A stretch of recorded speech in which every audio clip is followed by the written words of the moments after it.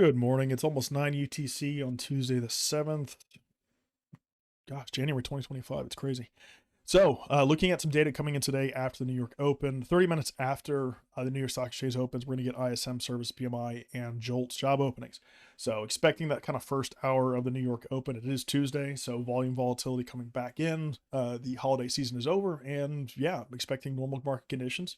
And then as we go into the end of the week, the FOMC minutes tomorrow, which are going to be big, as well as the big data jump on Friday is going to be the first big one of the year.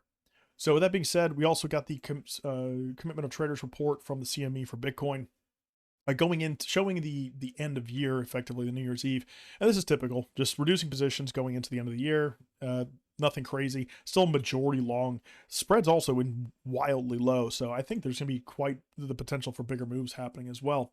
Looking at the long short ratio specifically of Bitcoin, we had the big collapse as we moved up hard yesterday. So we're hovering about 50-50, started gaining really hard, and now we are still majority shorts. This is looking great. Just in the very local last couple of hours, we've seen some uptick in local longs. So there's going to be some type of localized breakdown. I would expect that to happen here at 102.4K. Any gain of that level should see the next little leg up to retest structure. And if we do have a hard wick to the upside, well, we can go through that as well. Funding rates are actually looking nice. They're coming down from 0.01, so generally good.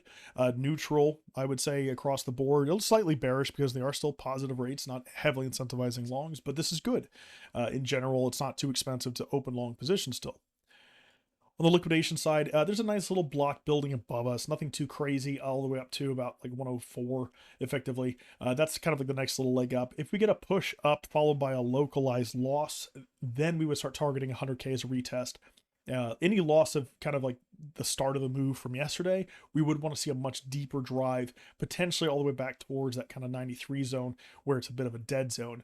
We don't want to see losses, of course, there, but in general, we still have upside priority and it looks attractive as people are trying to long locally. So there's that option for a potential localized breakdown back to 100K and potentially lower if we lose that retest. But for the time being, priority still up. So looking at the chart specifically to Bitcoin, pretty much doing as expected. Nice squeeze and breakout of that liquidity from yesterday. Looks attractive, looks bullish. We've got some localized breakdown here just on the 4-hour. We had a 4-hour close low, we had a bearish retest.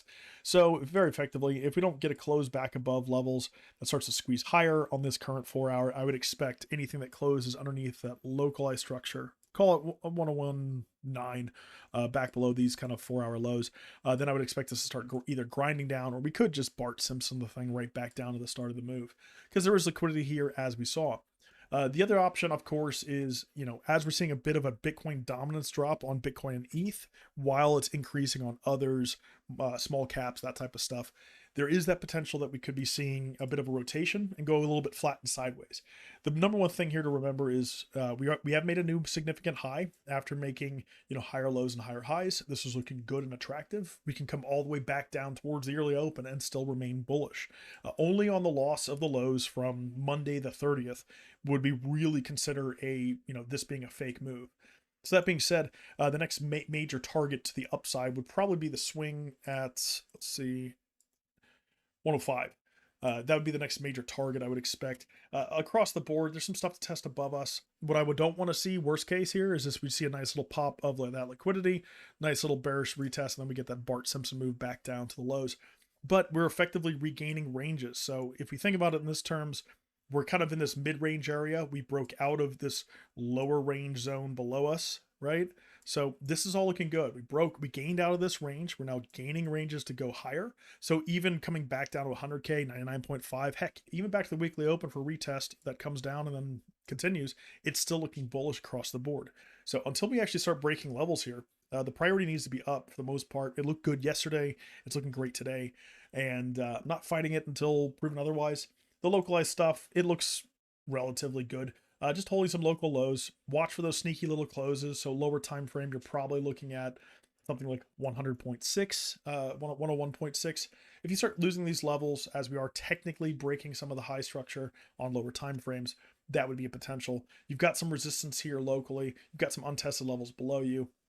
And I would argue that it is definitely a short priority now based off of the volume. It's quite thin. There's not a lot of bullish stuff coming in, even on the spot side. So if we do have the breakdown here, it's not the end of the world. Again, play the local levels if you want. The upside priority still remains the same. Extra news: NVIDIA released some really crazy stuff. I would recommend people Google that and look through what they're talking about. It's sending the AI stuff into a frenzy. So not just AI tokens, but agentic AI and that kind of whole new phase. So looks good, looks strong, and yeah, we'll go from there. To catch you tomorrow.